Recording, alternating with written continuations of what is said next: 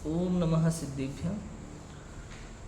नमो अरिहन्ताणं नमो सिद्धाणं नमो आयर्याणं नमो उवज्झायाणं नमो लोई सव्यसाहुणं।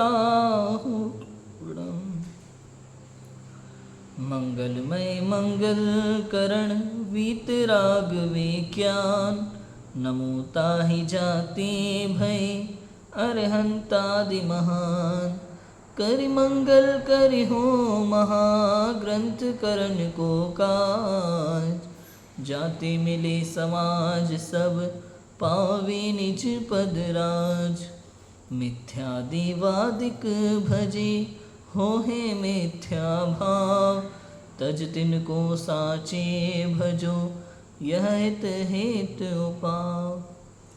आचार्य कल्प पंडित टोडरमल जी द्वारा विरचित मोक्ष मार्ग प्रकाशक ग्रंथ छठवां अधिकार कुदेव कुगुरु और कुधर्म का प्रतिषेध हमारा चल रहा है। कल हमने काफ़ी सारी चर्चा की थी कि किस प्रकार अनेक ग्रंथों में साक्षी दी हैं। पंडित टोडरमल जी ने अनेक ग्रंथों की मुख्य गाथाएं, मूल गाथाएं दिए हैं और कहा है कि कुगुरु को सेवन करने वाले जीव की क्या गति होती है। अनेक ग्रंथों के उदाहरण में कहा कि किस जीव को पूजना किसको नहीं, कौन पूज्य है कौन नहीं, कौन गुरु है कौन गुरु नहीं है, इसका निर्णय करो। ये मूल आचार्यों की गाथा है, ये जिनवाणी है, ये शास्त्र है। इस शास्त्र के कथन को यदि आप स्वीकार नहीं कर सकते तो आप जैन धर्म के हो ही नहीं सकते। यदि आप ये कहो कि भले ही शास्त्र में कुछ भी लिखा हो, हमें तो जो दिखता है वही मानेंगे, तो आप सच्चे जैन नहीं हो सकते। सीधी बात। समझ में आया कि नहीं आया? यदि आप शास्त्र को नहीं मानते, प्राचीन जैन शास्त्रों को नहीं मानते हैं आप, तो आप जैन धर्म को नहीं मानते। ये बात हमें समझ लेनी चाहिए। इसलिए प्रत्येक पात्र को हमें तो शास्त्र के अनुसार देखना है, यही हमारे लिए पूज्य है। वीतराग सर्वज्ञ भगवान हैं जिनकी वाणी हमारे लिए पूज्य है। वीतराग सर्वज्ञ भगवान जिनके ज्ञान में लोकालोक झलक रहा है, उनको सब पता है। उनको पंचम काल भी पता है और चौथा काल भी पता है। समझ में आ रहा है कि नहीं आ रहा? उनके ज्ञान में सब झलक रहा है और उसी ज्ञान से जो दिव्य ध्वनि आई है बिना इच्छा के, भव्य जीवों के पुण्य के उदय से, वही दिव्य ध्वनि आचार्यों के द्वारा हमारे सामने शास्त्रों के रूप में उपलब्ध है। और ये इसलिए नहीं लिखा जंगलों में, वनों में आचार्य देवों ने। ये शास्त्र क्यों लिखे होंगे आप सोचो, बहुत विचार करने की बात है। वहाँ वन में, जंगलों में कोई सुविधा नहीं थी उनके पास किसी प्रकार की। श्रावक लोग जाते थे, ताड़पत्र देते थे उनको, साथ में लिखने के लिए एक नुकीला पदार्थ देते थे। आचार्य उससे ताड़पत्रों पर अंकित करते थे। अरे खून निकल आता था हाथों में, पैरों में, कई बार तो वो चुभ जाता था। पूज्यपाद आचार्य की तो आंखों की ज्योति चली गई थी, गर्दन टेढ़ी हो जाती थी, पीठ अकड़ जाती थी, लेकिन फिर भी उन्होंने हमारे लिए शास्त्र लिखे। किस लिए लिखे होंगे सोचो? ताकि आप जगत में धोखा ना खाओ। यहाँ जो देवशास्त्र गुरु का स्वरूप लिखा है आचार्य ने, किस लिए लिखा है बताओ मुझे? ताकि आप जगत में धोखा ना खाओ। क्योंकि आचार्य को पता है जैसे जैसे समय बढ़ रहा है, ये काल की निकृष्टता हो रही है, आगे ठग ही ठग मिलने वाले हैं संसार में। हर कोई अपने आप को देव बताएगा, हर कोई अपने आप को सच्चा शास्त्र बताएगा, हर कोई अपने आप को गुरु कहलवाएगा। तो कम से कम आप ठगो नहीं। आपके हाथ में इसलिए उन्होंने शास्त्र दे दिया। उनके पास उन्हें कोई मतलब नहीं था संसार से, फिर भी उन्होंने लिखा केवल इसलिए कि हम और आप समझ सकें कि वीतराग मार्ग क्या है, सच्चे देवशास्त्र गुरु कौन है, पूज्य कौन है। इस बात का आप निर्णय कर सको, इसलिए शास्त्र लिखे गए। और हम और आप यदि शास्त्रों को ही इग्नोर कर दें, उसको खोल के भी ना देखें, पढ़े भी नहीं, और जो दुनिया में चल रहा है उसी को सच मान ले, तो ये आचार्यों ने जंगल में मेहनत किस लिए की है? सोचो, उनकी ये मेहनत तो बेकार चली गई ना। और आचार्यों की मेहनत तो मेहनत, श्रावकों की मेहनत सोचो आप। अब मैंने बताया ना सुबह, आचार्य ने मान लो शास्त्र लिखा है तो 1000 साल पहले लिखा गया शास्त्र, वो 1000 बाद मिल रहा है दूसरे आचार्य को। ये इतना आसान नहीं है। कितने श्रावकों ने उसकी प्रतिलिपियां बनाई होंगी, कितनी प्रतिलिपियां नष्ट हो गई होंगी, फिर भी उपस्थित रहे हमारे पास शास्त्र। समझ में आया कि नहीं आया? 2000 साल पहले यदि कुंद आचार्य ने समय सार लिखा होगा तो 1000 साल बाद अमृतचंद्र आचार्य तक वही कुंद आचार्य का लिखा हुआ पहुंचा होगा, इसका कोई प्रमाण नहीं है, पॉसिबल ही नहीं है।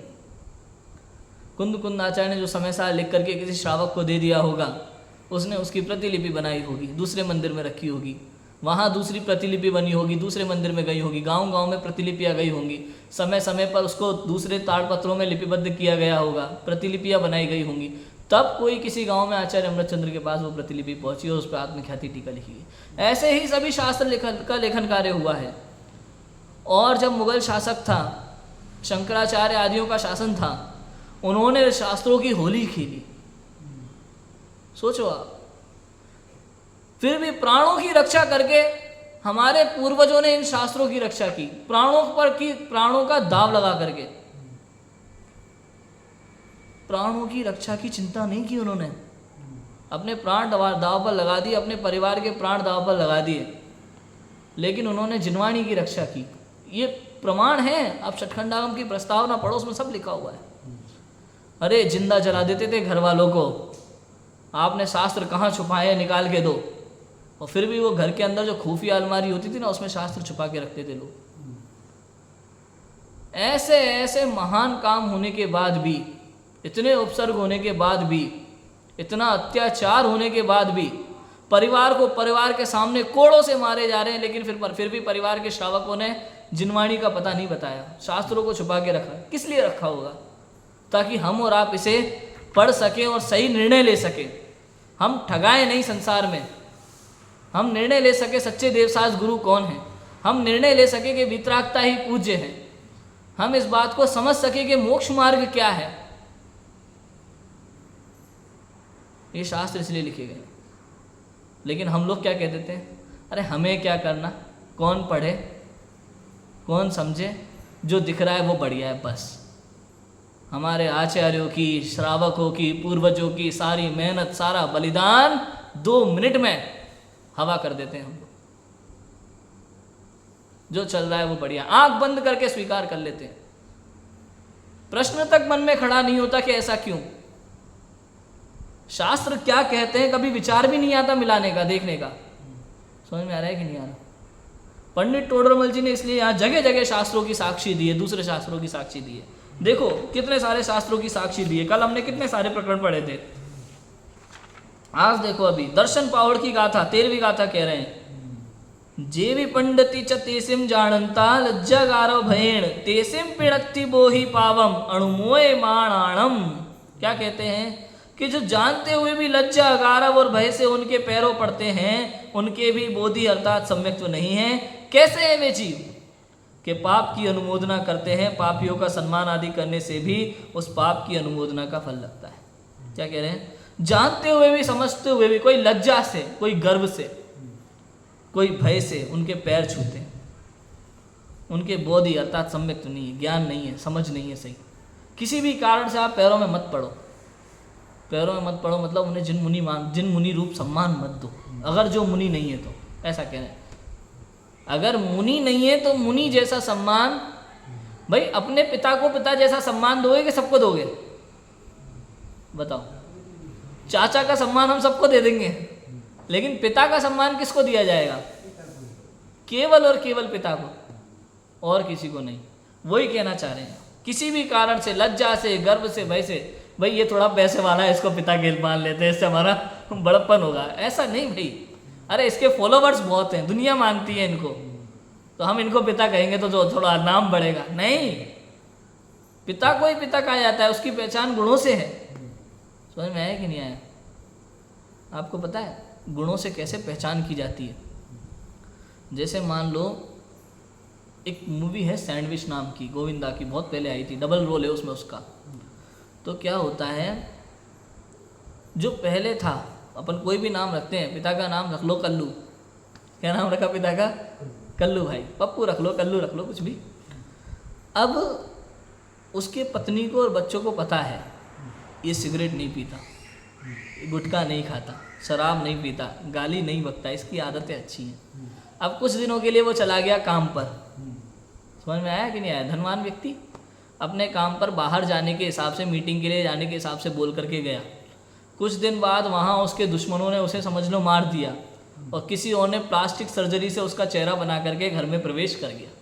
शकल तो बना ली उसके जैसी, लेकिन गुण नहीं बना पाया। वो सिगरेट पी रहा है, शराब पी रहा है, तो बच्चे और पत्नी को क्या हो जाता है?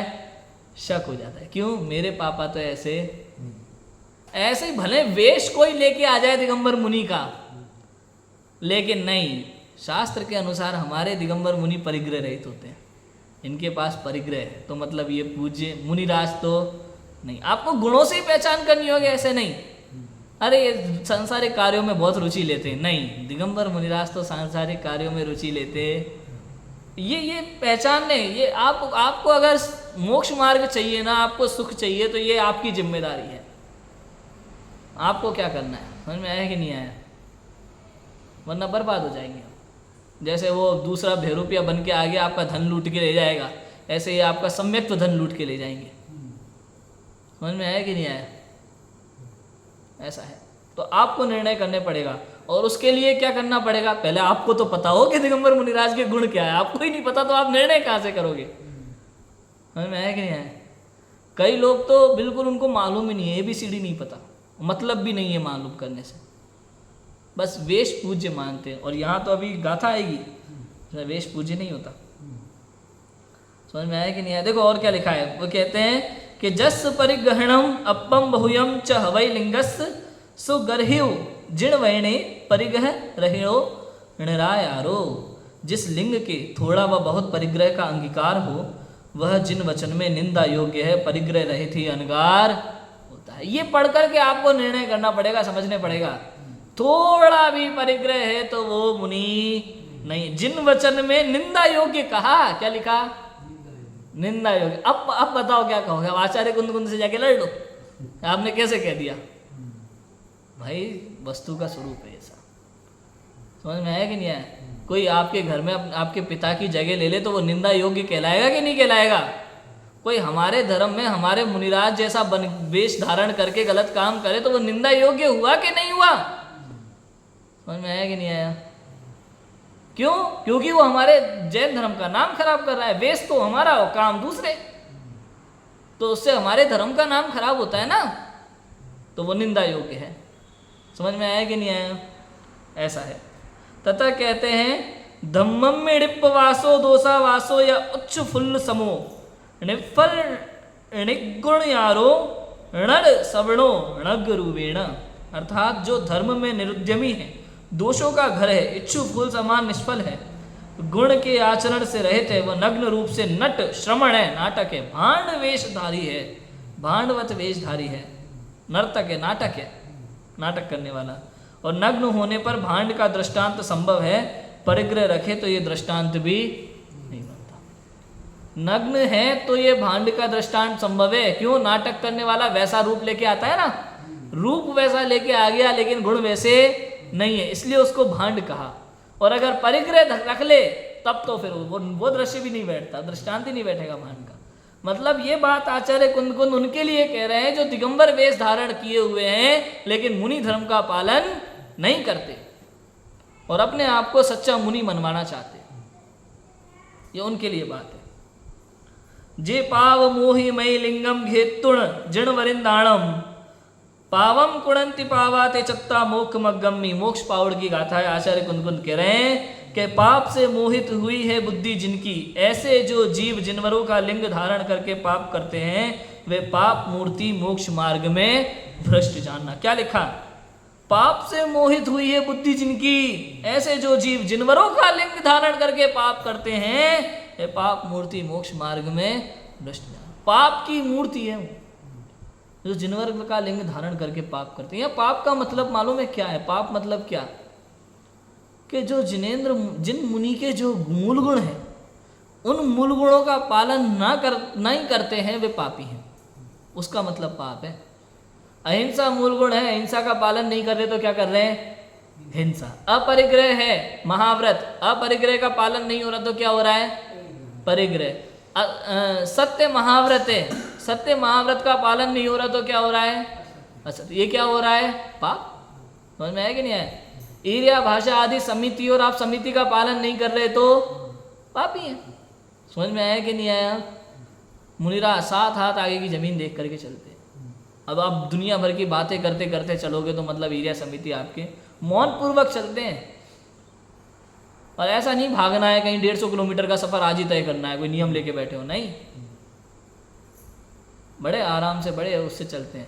ऐसा कुछ नहीं है कि भागना है उन्हें। आजकल तो उसका वो रिकॉर्ड बनाया जाता है। अरे तुमने देखा उनके जैसे कोई नहीं चल सकता, हो इतनी स्पीड में इतने किलोमीटर एक दिन में पा। अरे भैया रेस चल रही है क्या? कंपटीशन है।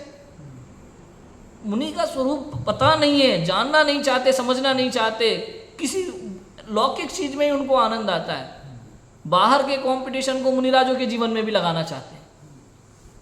तो ऐसा हो गया।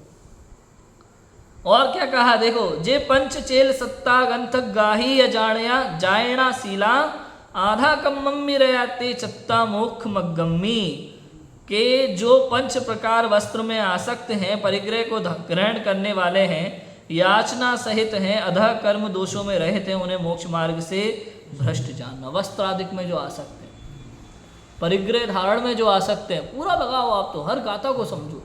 जो जरा सा भी तिलतुष मात्र परिग्रह रखना चाहते हैं, याचना सहित है, किसी से मांगते हैं किसी चीज को। 5 प्रकार का वस्त्र का क्या मतलब?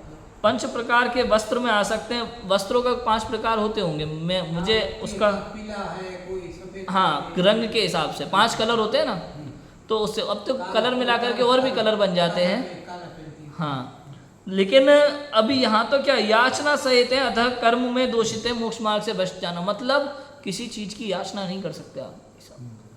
आहार भी लेते हैं ना तो वो याचना नहीं होता भैया। आहार लेने के लिए वो तो मन में नियम लेके निकलते हैं। यदि कोई बाहर खड़ा नहीं मिलेगा ना पड़गाहन करने के लिए तो आहार लेने नहीं जाते। आपको बुलाना पड़ेगा अनुनय विनय करके, तब वो अपने नियम के अनुसार थोड़ा बहुत लेंगे, वो भी विधि मिलेगी तो। उसमें भी 32 अंतराय हैं, 46 दोष हैं, सब चीज़ों का ध्यान होता है। समझ में आया कि नहीं आया?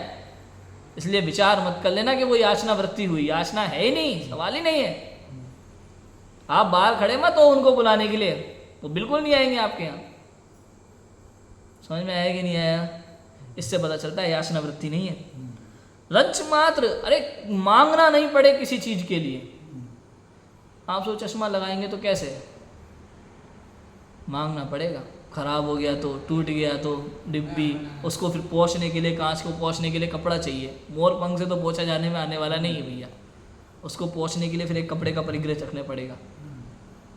रखी नहीं सर, फिर तो वही वाली वो लग जाएगी लाइन, कौन सी? चाह लंगोटी, पूरी कहानी है फिर आगे। मैं है कि नहीं आया? पूरा लग जाएगा फिर वो परिग्रह ही है पूरी तरह से, सवाल ही नहीं है। और क्या कहते हैं गाथा सूत्र, वहाँ श्रद्धान कर दृढ़ करने के लिए वहाँ से जानना। तथा कुंद कुंद आचार्य कृत लिंग पाहुड़ है, उसमें मुनि लिंग धारण करके जो हिंसा आरंभ यंत्र मंत्र आदि करते हैं उनका बहुत निषेध किया है।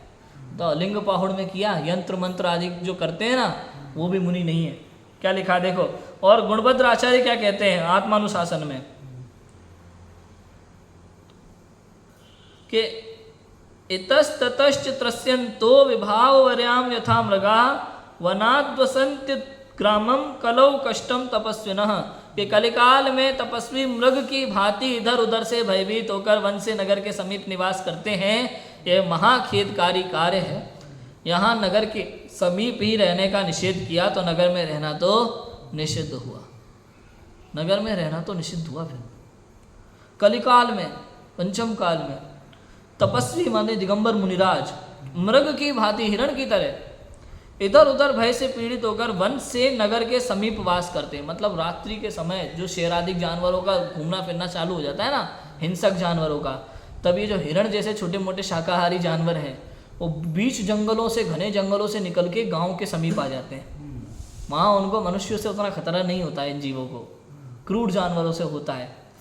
जिस समय शेर दिन में सोया रहता है तब जंगल में घूमते हैं, और रात को जब वो बाहर निकलते हैं हिंसक जानवर गुफा से। तो मांसाहारियों की ये पहचान है एक, और रात्रि भोजन करते हैं। समझ में आया कि नहीं आया? शाकाहारी ये हिरण आदि रात को भोजन नहीं करते ये लोग, ये शेर आदि करते हैं।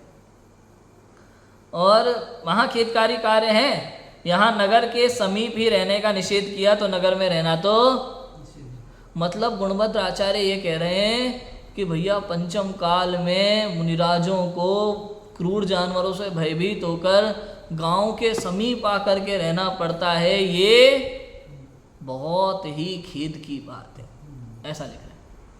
जब इतनी बात उन्होंने कही तो नगर में रहना तो, और ये तो रात की बात है, दिन में तो आपको जंगल में ही रहना है, और रात को अगर आप गांव के समीप भी आ जाते हैं, वन में ही गांव के थोड़ा समीप वन में है, तो उसके लिए भी मना किया, ऐसा लिखा है। और क्या लिखा है, वरम ग्राहस्थ्य मेवाद्य तपसो भाविज जन्मनः सुस्त्री कटाक्ष लुंटा कलुप्त वैराग्य संपदः। यह आत्मानुशासन के श्लोक हैं। होने वाला है अनंत संसार जिससे ऐसे तप से गृहस्थ पना ही भला है। कैसा है वह तप के प्रभात होते ही स्त्रियों के कटाक्ष रूपी लुटेरों द्वारा जिसकी वैराग्य संपदा लुट गई है, ऐसा है। यहाँ गुणभद्राचार्य कहना चाहते हैं, भाई उस मुनि दीक्षा को धारण करके यदि तुझसे मुनि धर्म न सदे तो उससे पाप लगेगा, दोष लगेगा, जिन धर्म में कलंक लगेगा, अपमान होगा। इससे अच्छा तो गृहस्थ अवस्था में जितना धर्म साधन हो सके उतना ही कर, उससे अच्छा कुछ नहीं है। समझ में आया कि नहीं आया? जिस भूमिका में तू जितना धर्म साधन कर सकता है उतना कर, बड़ी प्रतिज्ञा करके उसको तोड़ने का काम मत कर। और लिखा देखो योगिंद्र देव क्या कहते हैं परमात्मा प्रकाश में, चिल्ला चिल्ली पुत्ती अहिम तुसई मुड़ोड़िमंतु एयहिम लज्जई राणीयु बंधहम हेउ मृंतु। चेला चेली और पुस्तकों द्वारा मूढ़ संतुष्ट होता है, भ्रांति रहित ऐसा ज्ञानी उन्हें बंध का कारण जानता हुआ उनसे लज्जायमान होता है। चेला चेली होते ना गुरुओं के, आगे पीछे घूमने वाले, नमोस्तु करके, है कि नहीं है, नमस्कार नमस्कार ऐसे, गुरुजी। और पुस्तकों द्वारा मूढ़ संतुष्ट होता है, भ्रांति रहित ऐसा ज्ञानी उन्हें बंध का कारण जानता हुआ उनसे लज्जायमान होता है। जिसको भ्रांति नहीं है, संशय नहीं है, विपर्य नहीं है, अनध्यवसाय नहीं है, ऐसा कोई ज्ञानी जीव इन लोगों से सावधान रहता है, उनको बंध का कारण जानता है और लज्जायमान होता है, उनसे सावधान रहता है उनसे। और क्या कहते हैं, केणवि अप्पौ वंचियौ सिरुलुंचिवि छारेण शैलवि संगण परिहर्य जिणवर लिंग धरेण। अर्थात किसी जीव द्वारा आत्मा ठगाया गया वह कौन कि जिस जीव ने जिनवर का लिंग धारण किया और राख से सिर का लोच किया परंतु समस्त परिग्रह नहीं छोड़ा। ये परिग्रह मतलब अंतरंग बहिरंग 24 प्रकार का परिग्रह है भैया, 14 अंतरंग 10 बहिरंग। बाहर का तो सब कुछ जो छोड़ना ही छोड़ना कि तन पे धागा मात्र पर ना हो, तिल तुष मात्र परिग्रह नहीं, अंदर में कसाय नहीं हो, मिथ्यात्व नहीं हो, ये महत्वपूर्ण है। सबसे बड़ा परिग्रह, पहला परिग्रह है मिथ्यात्व, दूसरा है क्रोध मान माया लोभ, फिर है हास्य रति शोक भय जुगुप्सा स्त्रीवेद पुरुषवेद नपुंसक वेद। ये 14 परिग्रह हैं, मुनिराज इनके त्यागी होते। समझ में आया कि नहीं आया? ऐसा लिखा। हंसते, अब लोग कहते हैं मुनिराज की मुस्कान देखने मिल जाए तो हमारा भाग्य। अरे प्रभु तू अपमान कर रहा है मुनिराज का। मुनिराज हास्य कषाय के त्यागी होते हैं, तुझे ये पता ही नहीं है कि हास्य एक कषाय है और तू कह रहा है मैं मुनिराज को हंसते हुए देखकर खुश हो गया। अरे भाई अता पता कुछ है नहीं है। समझ में आ रहा है कि नहीं? अपमान कर रहे हो। कुछ लोग तो कहते हैं भैया जिन प्रतिमा बनवा रहे हैं ना पंच कल्याण के, आपने मूर्ति जो है हसमुख होना चाहिए। अरे प्रभु हास्य कषाय है, वो उनके त्यागी हैं। समता भाव झलकता है दिगंबर मुनिराज के चेहरे से भी। मुनिराज और भगवान की जिन प्रतिमा, उनके चेहरे से सदा समता का रस झरता है। समझ में आया कि नहीं आया? आनंद झरता है। जब मुनिराज, दिगंबर मुनिराज को वन में बैठे आप देख लो ना, एक टक निहारो तो बड़ा आनंद आता है। सौम्य मुद्रा, शांत मुद्रा, वे अपने अंदर में तत्व चिंतन में लीन रहते हैं, बड़ा आनंद आता है। ऐसे मुनिवर दिखे वन में, जाके राग द्वेष नहीं मन में। क्या लिखी है लाइनें दौलत राम जी ने। दिगंबर मुनिराजों की भक्ति जितना करो उतना कम है, चलते फिरते सिद्ध है। देखो मतलब उनके स्वरूप को स्मरण करते ही मन रोम रोम रोमांचित हो उठता है। कभी कभी ऐसा लगता है कितना महापुण्य का उदय होता है जिनको दिगंबर मुनिराज के दर्शन होते हैं, वीतरागी संतों के दर्शन होते हैं। जंगल में मुनिराज अहो मंगल स्वरूप निज ध्यावी, बैठ समीप संत चरणों में पशु भी बैर भुलावे। हाँ, अब देखो मैं जब मैं मुनिराजों का स्वरूप पढ़ता हूँ ना, शास्त्रों में मुनिराजों का स्मरण करता हूँ, मुझे इतना आनंद आता है कि मैं शब्दों में बयान नहीं कर सकता। जब भी मैं कोई दिगंबर मुनिराज की भक्ति गाता हूँ मंदिर में बैठ करके, मुझे रात को सपने भी वही मुनि भक्ति के आते हैं, ये समझ लो, इतना आनंद है, हृदय प्रफुल्लित होता है एकदम। परम दिगंबर मुनिवर दिखे, हृदय हर्षित होता है, आनंद उल्लसित होता है, हो सम्यक दर्शन होता है। अरे जिसकी होनहार अच्छी होती है ना, उसको दिगंबर मुनिराज के दर्शन मिल जाए तो सम्यक दर्शन हो जाता है। दिगंबर मुनिराज के चेहरे से समता का नीर झलकता है हर समय। अरे पशु पक्षी भी उनके पास अपने सारे बैर भाव भूल जाते हैं, ऐसे दिगंबर महामुनिराज होते हैं। उनका स्वरूप जिसको स्मरण में आ जाए, स्मरण में भी आ जाए, समझ लो वो जीव धन्य हो गया। ऐसे हमारे दिगंबर मुनिराज होते हैं। जितने गुणगान करो उतने कम हैं। दिगंबर मुनिराज के गुण का गान तो इंद्र भी नहीं कर सकता भैया। इंद्र में इतनी ताकत नहीं है कि वो दिगंबर मुनिराज की भक्ति करने में समर्थ हो। गणधर भी नमस्कार करते हैं। बिल्कुल ऐसा है। और देखो क्या लिखा है यहाँ कि किसी जीव द्वारा अपना आत्मा ठगाया गया वह कौन, कि जिस जीव ने जिनवर का लिंग धारण किया, राख से सिर का लौच किया, परंतु समक्ष परिग्रह नहीं छोड़ा। जरा सा भी परिग्रह रखा है तो वो दिगंबर मुनिराज नहीं है। भी कुछ भी बातें दिखे आपको, बाहर में कितना ही त्याग दिखे आपको, रसों का त्याग कर लो, इनका कर लो, उनका कर लो, ये कर लो, वो कर लो, लेकिन थोड़ा भी परिग्रह है, सांसारिक कार्यों में रुचि है अगर, तो समझ लो मुनि जीवन तो नहीं है। ऐसा और क्या लिखा, जे जिण लिंगो धरे विमुनि, इट्ठ परिग्रह लिंती, छद्दी करे विणुते जिये जिये, सापुणो छद्दी गिलंती। जे जी है जीव जो मुनि लिंग जिन लिंग धारण करके इष्ट परिग्रह को ग्रहण करते हैं, वे छर्दी अर्थात उल्टी करके उसी छर्दी का पुनः भक्षण करते हैं, अर्थात निंदनीय है इत्यादि वहाँ कहते हैं। ऐसे ऐसे शब्द लिखे हैं, उल्टी करके उसी को दोबारा ले लेना, भक्षण कर लेना उसका। हाँ, जो मुनि लिंग धारण करके इष्ट परिग्रह को आवश्यक, अब आप एक बात तो लोग कहें भाई इसके बिना उनका चलेगा नहीं, तो आवश्यकता ही को तो बात है।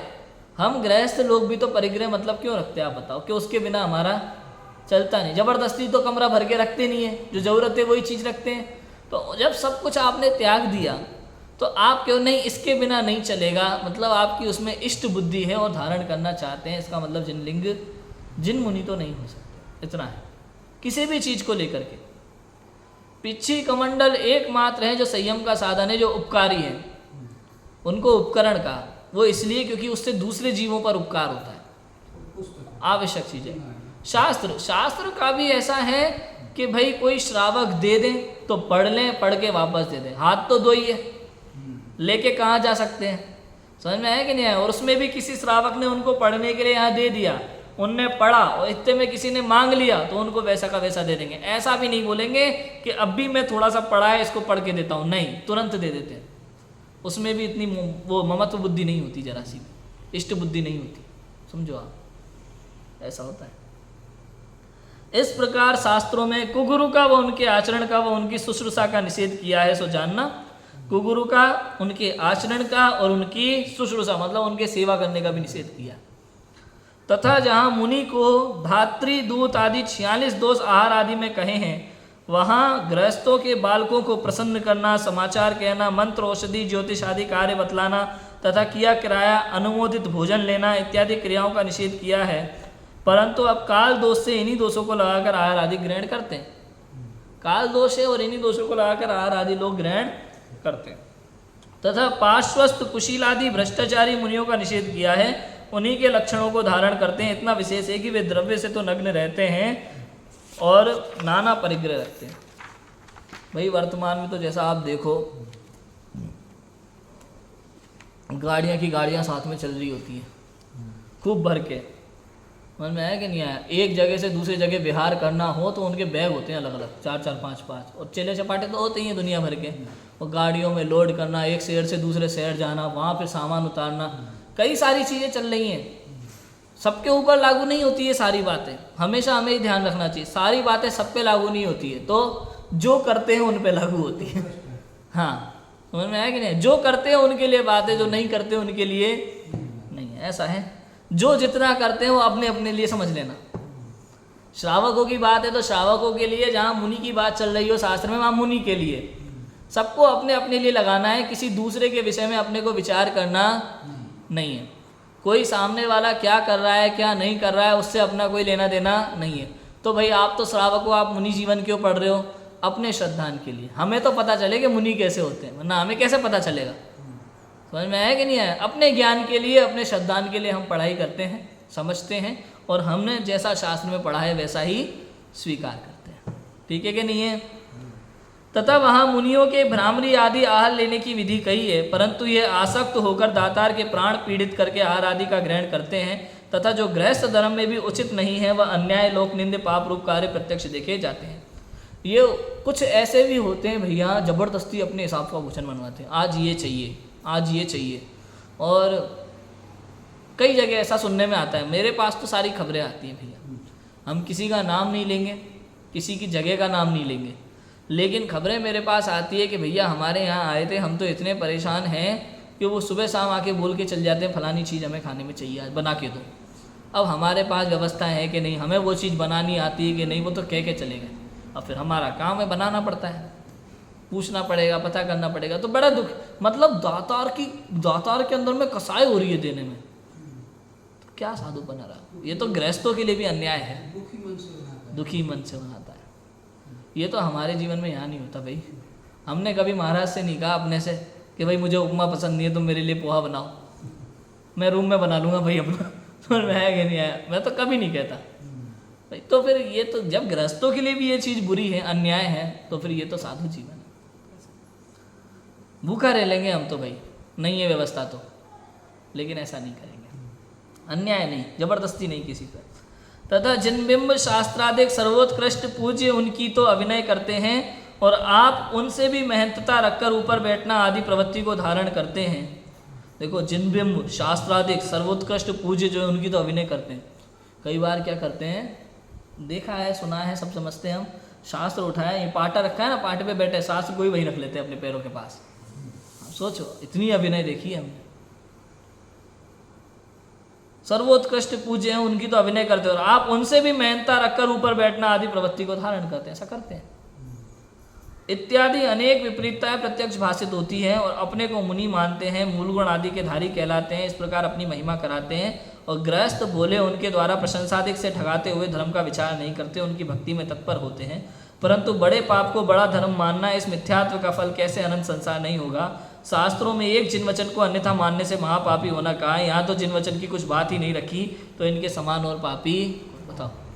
एक जिन वचन को भी अगर आपने विपरीत मान लिया तो आप पापी हैं, और यदि आपने सच्चे गुरु को ही कुगुरु बना दिया, या गुरु को कुगुरु को ही सच्चा गुरु बना दिया, तो आप महापापी हैं। जिन वचन को समझना तो पड़ेगा, जिनवाणी को नहीं समझा, कुछ का कुछ माना, तो आप महापापी होंगे ही 100%। देखो, अब शिथिलाचार की पोषक युक्तियां और उनका निराकरण। लोग क्या है, वर्तमान में जो शिथिलाचार चल रहा है ना जीवन में, गुरु जीवन में, तो उसके लिए पोषक युक्तियां देते हैं, भाई ऐसा है, वैसा है, ऐसा। देखो क्या क्या लोग कहते हैं, पढ़ते हैं। अब यहाँ कुयुक्ति द्वारा जो उन कुगुरुओं की स्थापना करते हैं, उनका निराकरण करते हैं। अब कोई कहता है कि भाई गुरु बिना तो निगुरा कहलाएंगे, और वैसे गुरु इस समय दिखते नहीं है, इसलिए इन्हीं को गुरु माने तो क्या दिक्कत है। तो देखो पंडित टोडरमल जी क्या जवाब देते हैं कि भाई निगुरा तो उसका नाम है जो गुरु मानता ही नहीं है। किसका नाम है निगुरा? जो गुरु मानता ही नहीं है। तथा जो गुरु को तो माने परंतु इस क्षेत्र में गुरु का लक्षण न देखकर किसी को गुरु न माने, तो इस सिद्धांत से निगुरा होता नहीं है। जिस प्रकार नास्तिक तो उसका नाम है जो परमेश्वर को मानता ही ना हो, और जो परमेश्वर को तो माने परंतु इस क्षेत्र में परमेश्वर का लक्षण ना देखकर किसी को परमेश्वर ना माने, तो नास्तिक तो होता नहीं है। उसी प्रकार ये जानना भाई निगुरा तो वो है जो गुरु को माने ही ना, लेकिन गुरु को तो मानता है, लेकिन वर्तमान में गुरु के लक्षण नहीं दिखते जिस व्यक्ति में, उसे गुरु नहीं मानता, तो वो निगुरा होता नहीं है। बिल्कुल वैसे जैसे भगवान को तो मानता है, लेकिन वर्तमान में किसी में वितराग सर्वज्ञता जैसा लक्षण ना दिखे, तो किसी को भी भगवान स्वीकार नहीं करता। ऐसे ही जिसमें 28 मूल गुण ना दिखे तो गुरु स्वीकार नहीं करता, तो वह व्यक्ति निगुरा होता नहीं।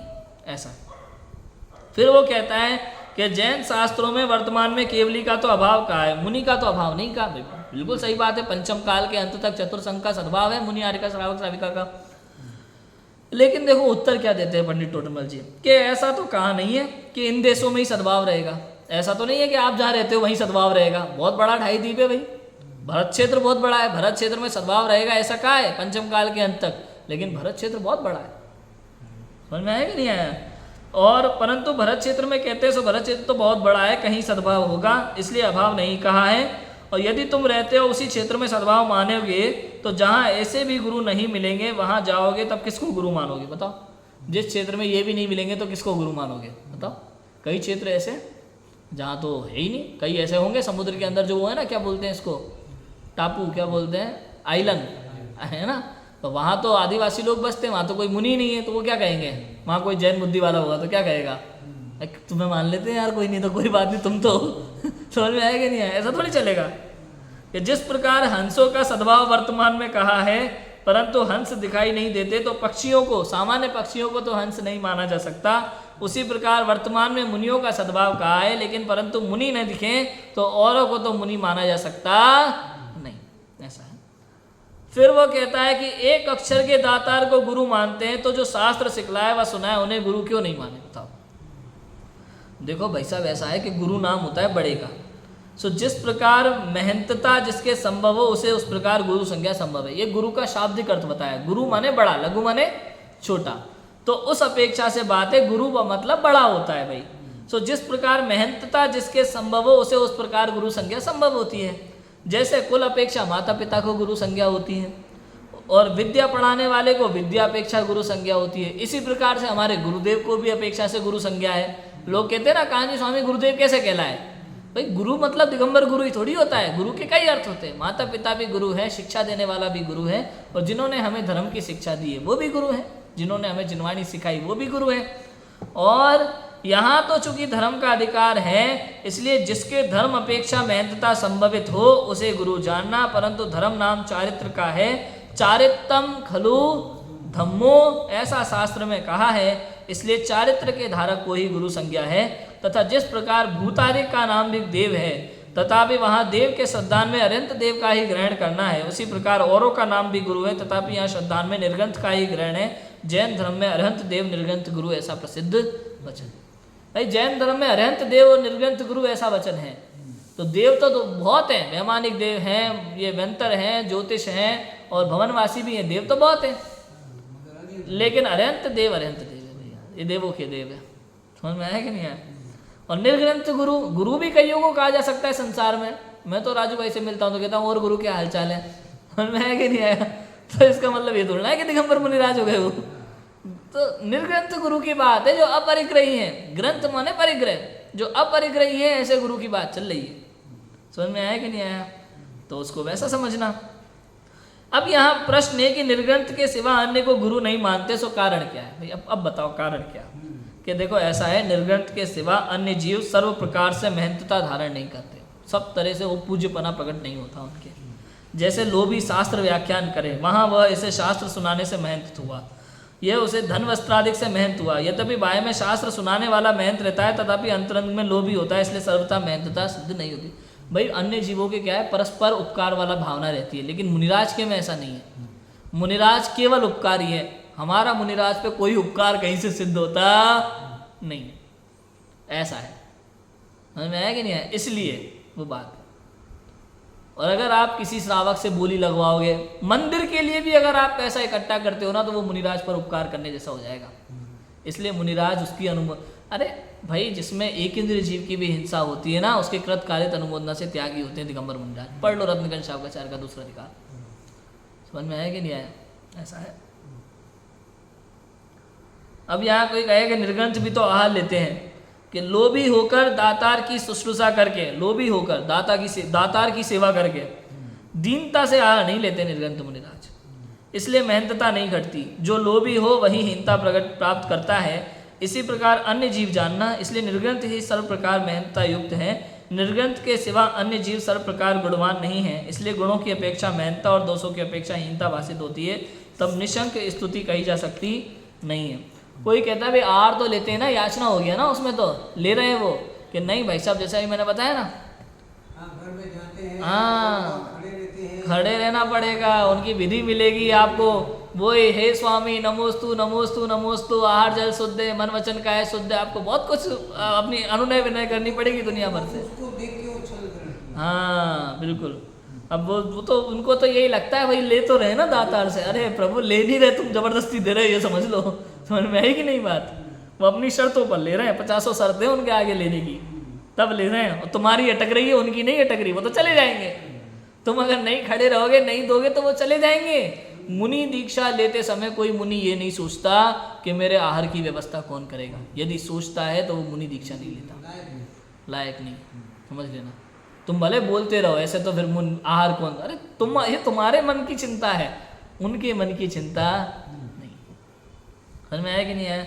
इसलिए गुणों की अपेक्षा महंतता और दोषों की अपेक्षा हीनता भाषित होती है, तब निशंक स्तुति की जा सकती नहीं है।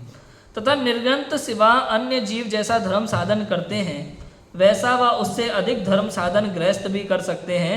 वहाँ गुरु संज्ञा किसको होगी? इसलिए जो बाह्याभ्यंतर परिग्रह रहित निर्ग्रंथ मुनि है, उन्हीं को गुरु। गृहस्थपना में भी बहुत उत्कृष्ट धर्म हो सकता है। आप मुनि लिंग धारण करके हल्का काम मत करो, ये कहने का उपदेश है। निर्ग्रंथ गुरु तो निर्ग्रंथ गुरु ही होंगे। यहाँ कोई कहे कि ऐसे गुरु तो वर्तमान में यहाँ नहीं है, इसलिए जिस प्रकार अनंत की स्थापना प्रतिमा है, उसी प्रकार गुरुओं की स्थापना ये वेशधारी है। ये स्थापना बता दी इन्होंने। हम तो दिगंबर वेश मान के उसमें स्थापना कर लेते हैं सच्चे मुनि की। ठीक है बेटा, रुक जा तू भी। लोगों के पास कुतर्क बहुत है, बातें बहुत मारते हैं, पढ़ा कुछ है नहीं है, समझा है नहीं है, बातें तो मारना है बस। तो जिस प्रकार अनंत की स्थापना प्रतिमा है, ऐसे ही गुरु की स्थापना। हाँ, इसका क्या मतलब? मतलब वो ये कह रहे हैं जैसे अरिहंत भगवान की स्थापना अपने प्रतिमा में कर दी, ऐसे ही जो चलते फिरते हमें दिगंबर मुनिराज वर्तमान में दिखाई देते हैं, उनमें हम सच्चे गुरु की स्थापना मान लेते हैं। हाँ, अब देखो क्या कहते हैं कि भाई जैसे राजा की स्थापना चित्रादि द्वारा करे तो वो राजा का प्रतिपक्षी नहीं होता। कोई सामान्य पुरुष अपने को राजा मनाए तो वो राजा का प्रतिपक्षी होता है। उसी प्रकार अरिहंत आदि की पाषाण आदि में स्थापना बनाए तो वो उसका प्रतिपक्षी नहीं है। और कोई सामान्य मनुष्य अपने को मुनि मनाए और वह मुनियों का प्रतिपक्षी हुआ। इस प्रकार तो स्थापना होती हो तो अपने को अरिहंत भी मनाओ, और यदि उनकी स्थापना है तो बाय में वैसा आचरण भी होना चाहिए। परंतु वे निर्ग्रंथ और ये बहुत परिग्रहधारी, ये तो बनता। तुम कह लो भाई हम तो वेश तो वही है ना, हम तो सच्चे मुनि की स्थापना कर लेते हैं, वो भी नहीं बनता। क्योंकि यदि आपको उनमें सच्चे मुनि की स्थापना करनी है ना, तो उनके जीवन में सच्चे मुनि का आचरण होना चाहिए, नहीं तो स्थापना बनेगी नहीं। यदि प्रतिमा भी आप कपड़े बना दो, उस प्रतिमा में चंदन भी लगा दिया, यदि थोड़ा सा भी परिग्रह प्रतिमा पे लगा दिया, तो उसमें जिन प्रतिमा का स्थापना रही नहीं, वंदनीय नहीं रही। क्योंकि जिन प्रतिमा तो अपरिग्रही है पूर्ण, और यहाँ आपने थोड़ा सा श्रृंगार भी कर दिया, प्रतिमा पे चंदन लगा दिया, फूल रख दिया, तो वो पूज्य नहीं। तथा कोई कहे अब श्रावक भी तो जैसे संभव है वैसे नहीं है, इसलिए जैसे श्रावक वैसे मुनि। अच्छा भैया देखो ऐसा है भाई कि श्रावक संज्ञा तो शास्त्र में सर्वग्रस्त जैनियों की है। श्रेणिक भी असंयमी था, उसे उत्तर पुराण में श्रावक को उत्तम कहा। उत्तर पुराण में 12 सभाओं में श्रावक कहे, वहाँ सर्वव्रतधारी नहीं थे। यदि सर्वव्रतधारी होते तो असंयत मनुष्यों की अलग संख्या कही जाती, सो नहीं कही है। इसलिए गृहस्थ जैन श्रावक नाम प्राप्त करता है, और मुनि संज्ञा तो निर्ग्रंथ के अलावा कहीं नहीं, ऐसा है। श्रावक तो देखो कई प्रकार के हो सकते हैं, व्रती भी होते हैं, अव्रती भी होते हैं, और कई तो श्रावक नहीं होते। समझ में आया कि नहीं? वास्तव में तो जैन धर्म में देखो ऐसा है, जैन धर्म में ना श्रावक संज्ञा चौथे गुण स्थान से शुरू होती है। श्रावक शब्द का अर्थ क्या? श्र माने श्रद्धावान, व माने विवेकवान, और क माने क्रियावान। सम्यक दर्शन ज्ञान सहित, सम्यक दर्शन ज्ञान सहित होता है श्रावक भी। चौथे गुण स्थानवर्ती, पांचवें गुण स्थानवर्ती श्रावक होते हैं। सच्चे श्रावक तो वही होते हैं। और व्यवहार से बाहर में जिस व्यक्ति के रात्रि भोजन का त्याग है, जमीकंद आदि का त्याग है, और पानी छान के पीता है, नित्य जिनालय जाता है, वो भी व्यवहार से श्रावक कहने में आता है। उसको भी एक अपेक्षा से श्रावक की संज्ञा। सच्चा श्रावक तो चौथा गुण स्थानवर्ती सम्यक दृष्टि जीव ही होता है, लेकिन ये भी एक तरीके से व्यवहार से या उपचार से इसे श्रावक संज्ञा दे दी गई है। और जो व्यक्ति इतना भी नहीं करता, जैन कुल में जन्म तो लिया है लेकिन रात्रि भोजन करता है, कंदमूल इत्यादि का सेवन करता है, मंदिर नहीं जाता है, अनछना पानी पीता है, तो इसका मतलब वो तो जैन कहलाने योग्य भी नहीं है। ऐसा है, क्लियर है? तो ऐसा है भैया।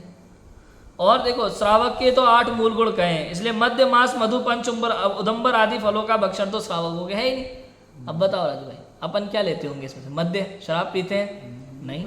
मांस कभी नहीं, हम तो अंकुरित अनाज तक नहीं खाते, रात्रि भोजन लेते नहीं है, त्रस जीवों की हिंसा वाली चीज़ें हम लेते नहीं है। और क्या बचा? मधु, शहद भी हम किसी भी कीमत पे नहीं लेते किसी भी चीज़ में। अब 5 उदुम्बर फल, हम 5 उदुम्बर फलों का भक्षण भी करते, यहाँ तक कि जिस फल को हम जानते नहीं हम तो उस फल को भी नहीं खाते। समझ में आया कि नहीं आया? तो इसका मतलब शास्त्रों के अनुसार हमारे अंदर श्रावक की संज्ञा सिद्ध होती है। इसलिए किसी प्रकार से श्रावकपना तो संभवित भी है, परंतु मुनि के 28 मूल गुण हैं, सो वेशियों के दिखाई नहीं देते। कई ऐसे वेशी मुनि वेश धारण कर लेते हैं, उनके दिखाई नहीं देते, इसलिए मुनिपना किसी भी प्रकार संभव नहीं है। भैया फिर से ये बात सबके लिए नहीं है, उनके लिए है जिन्होंने मुनि का वेश धारण किया है और 28 मूल गुणों का पालन नहीं करते। ये केवल उन्हीं के लिए बात है, सबके लिए नहीं। तथा गृहस्थ अवस्था में तो पहले जम्बू कुमारादिक ने बहुत हिंसादिक कार्य किए सुने जाते हैं, मुनि होकर तो किसी ने हिंसादिक कार्य किए नहीं, परिग्रह रखा नहीं, इसलिए ऐसी युक्ति कार्यकारी नहीं। कई लोग ऐसा बोलते हैं भाई साहब कि तीर्थंकर आदि कुमार ने असी मसी कृषि का उपदेश दिया था, तो यदि मुनिराज बाहर में लौकिक कार्यों का उपदेश देते हैं तो क्या दिक्कत है? अरे प्रभु, एक बार और पढ़ ले पुराण, समझ में नहीं आया हो तो। ये तीर्थंकर ने नहीं दिया था, मुनिराज ने नहीं दिया था, राजा ने दिया था, गृहस्थ अवस्था में दिया था, राजा ऋषभ देव ने दिया था, उनका काम था उस अवस्था में। अरे मुनि बनने के बाद तो तीर्थंकर मुनिराज बोलते भी नहीं। हाँ, वो तो एक की बात है, लेकिन नियम तो ऐसा है, कोई भी तीर्थंकर मुनिराज दीक्षा लेने के बाद बोलते, मौन धारण कर लेते हैं। अब चाहे कुछ भी हो रहा हो, अरे इसी से सिद्ध होता है। पहले तीर्थंकर मुनिराज कौन? वर्तमान भरत क्षेत्र के आदि कुमार, पहले तीर्थंकर मुनिराज। उस समय किसी को जैन धर्म नहीं पता था, आहार की विधि तक नहीं पता था, और उनके साथ में 4000 राजाओं ने दीक्षा ली। आपको क्या लगता है? अवधि ज्ञान थे, अवधि ज्ञान था उनको, और दीक्षा लेते ही मन पर ज्ञान प्रकट हुआ। क्या उनको ये कर्तव्य नहीं लगा कि यार ये 4000 मुनिराज हैं, ये अभी सब बिगड़ जाएंगे? अवधि ज्ञान था उनको जन्म से, तो उन्होंने बताया क्यों नहीं होगा? बताओ क्यों उन्होंने सांसारिक उपदेश नहीं दिया? अरे सांसारिक छोड़ो, उन्होंने मुनि धर्म के पालने का भी उपदेश क्यों नहीं दिया बाकी लोगों को? उनके साथ ही दीक्षा ली थी ना 4000 राजाओं ने, क्यों उपदेश नहीं दिया? बताओ। क्योंकि दिगंबर मुनिराज का ये काम ही नहीं हो। जिस समय किसी जीव को वैराग्य होता है ना संसार से, वो ये जान लेता है कि संसार की सारी व्यवस्था अपने आप चलती है, मेरे चलाने से कुछ होता नहीं है। वो बिल्कुल जरा सा संसार का भार अपने माथे पे लेते नहीं। ये उन्होंने सबसे पहले सिखा दिया। भरत क्षेत्र के आरंभ, चौथे काल के आरंभ में आदि मुनिराज ने वहीं सिखा दिया कि यदि आप दिगंबर मुनि दीक्षा ले रहे हैं तो आपको संसार की चिंता करनी नहीं है। तो क्या करना है? केवल अपना आत्म कल्याण करना है। जिसको छोड़ा उसकी चिंता की, बस। जिसको छोड़ दिया, त्याग दिया। भाई संसार मतलब क्या? भाई आचार्य कहते हैं, दिगंबर मुनिराज जगह जगह शास्त्रों में कहते हैं कि एक बार रेत में से तेल निकल जाएगा लेकिन संसार में से सुख निकलेगा नहीं। तो फिर आप क्यों चिंता कर रहे हो? आपको पता है सारी बात, तो क्यों आप दूसरों को उपदेश देने में लगे? अपना आत्म कल्याण करो ना। समझ में आया कि नहीं आया? और अगर कोई पूछने आता है, भक्ति पूर्वक आपके पास समझने आता है, तो उपदेश कैसा देते हैं दिगंबर मुनिराज? सबसे पहले तो 5 महाव्रत ग्रहण करने का उपदेश देते हैं। दीक्षा लेके आके बैठ जाओ हमारे पास, और नहीं हो सके तो अणुव्रत धारण करो, नहीं हो सके तो छोटा छोटा नियम लो। किसी को जैन शासन से बाहर नहीं किया जा सकता, निषेध किसी का नहीं है। वो भी तीर्थंकर का जीव तो कभी तीर्थंकर का जीव तो बोलेगा ही नहीं, तीर्थंकर मुनिराज तो बोलते ही नहीं। तो सामान्य मुनिराज की बात है, भाषा समिति पूर्वक हित मित प्रिय वचन, वो भी आत्महित के वचन। केवल और केवल किसके वचन? आत्महित के। भाई 5 महाव्रत धारण करो, संसार में सुख नहीं है, शक्ति नहीं है, अणुव्रत धारण करो, शक्ति नहीं है, छोटे छोटे नियम ले लो, रात्रि भोजन का त्याग करो, नहीं बनता है मांस का त्याग करो, नहीं बनता है तो कम से कम कोए के मांस का। समझ में आया? किसी भी जीव को बहिष्कार नहीं किया जैन धर्म से, किसी जीव की निंदा नहीं कर रहे, लेकिन ये नहीं कहेंगे तुम बाकी का खाओ, ये कहेंगे कि इसका त्याग करो। जो कहना चाह रहा हूं समझ रहे हो? ये नहीं कहेंगे आप गृहस्थ अवस्था में ये कार्य करो, हमेशा ये कहेंगे कि ये मत करो। त्याग की बात है, करने की बात नहीं। ये मुनिराजों के वचन होते हैं। एक एक चीज बहुत समझने की बात है। आप उठाकर देखो, शास्त्र की भाषा तो पढ़ो भाई, इतना आनंद है। समझ में आ रहा है कि नहीं आ रहा? देखो लिखा इधर, क्या लिखा देखो। आदिनाथ जी के साथ 4000 राजा दीक्षा लेकर पुनः भ्रष्ट हुए, तब देव उनसे कहने लगे, जिन लिंगी होकर अन्यथा प्रवृत्त होगे तो हम दंड देंगे, जिन लिंग छोड़कर जो तुम्हारी इच्छा हो सो तुम जानो। इसलिए जिन लिंगी कहकर अन्यथा प्रवृत्ते वे तो दंड योग्य है, वंदनादि योग्य। कैसे बताओ? देवों की कहा मगर हाँ, आदिनाथ ने नहीं कहा। आदिनाथ ने नहीं कहा, लेकिन देवों ने कहा। इस बात से सिद्ध होता है चतुर्थ काल में तो वैमानिक देव आ सकते थे भूमि पर। उन्होंने कहा, देवों ने आकर के, जो जिन लिंग धारण किए और बाद में भ्रष्ट हो गए, उनको पता नहीं था ना मुनि धर्म का। देवों ने प्रताड़ना लगाई कि इस वेश को त्याग करके तुम्हें जो करना है, जैसे करना है करो, लेकिन इस वेश में आप इस तरह के कार्य कर सकते नहीं। इससे सिद्ध होता है भैया। और आपको कितने प्रमाण दें शास्त्रों के? समझ में है कि नहीं है? और अधिक क्या कहें? जिन मत में कुवेश धारण करते हैं वे महापाप करते हैं, अन्य जीव को उनकी शुश्रूषा आदि करते हैं वे भी पापी हैं। पद्म पुराण में ये कथा है कि श्रेष्ठी धर्मात्मा ने चारण मुनियों को भ्रम से भ्रष्ट जानकर आहार नहीं दिया, तब जो प्रत्यक्ष भ्रष्ट है उन्हें दानाधिक कहना कैसे संभव है? पूरी प्रसिद्ध कथा है। चारण रिद्धिधारी दिगंबर मुनिराज। चक्कर क्या है? चातुर्मास का समय था। सेठ जी को पता था कि चातुर्मास में विहार करते नहीं है मुनिराज, और आसपास के जंगल में तो कोई मुनि है ही नहीं, मैं तो पहले ही देखे आया। तो फिर ये मुनिराज कैसे आ गए? उन्हें पता नहीं था कि इनको चारण रिद्धि है, ये 4 उंगल ऊपर कर सकते हो। चारण रिद्धिधारी मुनिराज को चातुर्मास का कोई मतलब नहीं होता उनके जीवन में, क्योंकि वो 4 उंगल ऊपर चलते हैं ना, तो उनके निमित्त से जीवों की हिंसा नहीं होती है। तो उनके जीवन में चातुर्मास में एक ही जगह रुकना है ऐसा कोई नियम नहीं होता है। तो आहार करते हैं? हाँ, चारण रिद्धिधारी मुनि आहार करते हैं ना, बिल्कुल। तो चातुर्मास में वो कहीं भी जाकर के किसी भी गांव में आहार ले सकते हैं, कहीं भी जा सकते हैं। वो सामान्य मुनिराज को चातुर्मास में विहार नहीं करना होता है। वो गांव के समीप वन में किसी एक जगह पे किसी गुफा में 4 महीने उनको वहीं निकालना है। बरसात में विहार नहीं करते, क्योंकि जीवादिक उत्पन्न बहुत होते हैं ना, हिंसा होती है, इसलिए विहार नहीं करते। चारण रिद्धिधारी मुनि पे वो नियम लागू नहीं होता। सेठ जी को पता नहीं था कि इनको चारण रिद्धि है। उन्होंने सोचा यार ये तो चातुर्मास है और आसपास तो कोई मुनि कहीं है नहीं वनों में, मैं देखा आया, तो इसका मतलब ये सच्चे मुनि नहीं है। तो उन्होंने आहार नहीं दिया। तो दोष नहीं लगा उनको? हाँ, उनको दोष नहीं लगा। बाद में लेकिन उनके घर में जो बहू थी और पति थे, जो घर में और लोग थे, वो बहू को ज्ञान था, वो समझदार थी, उसने देख लिया, उन्हें जाना कि चारण रिद्धिधारी मुनिराज है, उसने आहार कराया। उसी घर में आहार हुआ, लेकिन सेठ जी के घर में। बाद में सेठ जी आया तो पता चला। सेठ जी ने पूछा अपनी बहू से कि भाई तुमने आहार कैसे दिया? यहाँ तो आसपास कोई मुनि थे ही नहीं, और चातुर्मास में मुनि तो विहार नहीं करते। तो बहू ने बताया, अरे वो चारण रिद्धिधारी मुनिराज थे। सेठ जी को पश्चाताप हुआ, लेकिन परीक्षा हुआ। ऐसे नहीं भैया, ये गुरु उसका सवाल है, बहुत बड़ा सवाल है। यहाँ कोई कहे कि हमारे अंतरंग में श्रद्धांत तो सत्य है, परंतु बाह्य लज्जादिक से शिष्टाचार करते हैं, सो फल तो अंतरंग का होगा। अंतरंग में तो सच्चा है, बाहर में ऐसे दिखाने के लिए बंधन कर लेते तो दिक्कत क्या है। तो कहते देखो सच पावड़ में लज्जादिक से वंदना का निषेध बताया था अभी थोड़ी देर पहले ही, वो पहले ही कहा था। कोई जबरदस्ती मस्तक झुकाकर हाथ जुड़वाए डंडे की चोट पे, तलवार गलत गर्दन पे रखे, तब तो समझ में आता है कि भाई आपने जबरदस्ती में किया है। ये तो संभव है कि हमारा अंतरंग नहीं था, परंतु आप ही मानादिक से नमस्कार करें तथा अंतरंग कैसे ना कहें। जैसे कोई अंतरंग में तो मांस को बुरा जाने परंतु राजादिक को भला मनवाने को मांस भक्षण करे तो उसे व्रती कैसे माने।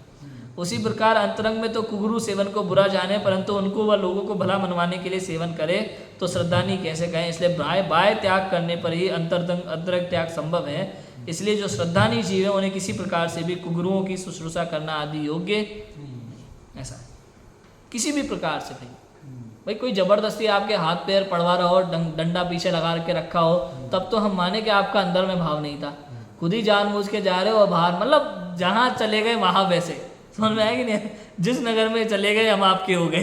समझ में आया? ऐसे भी लोग होते हैं समाज में। तो इस प्रकार कुगुरु सेवन का निषेध किया।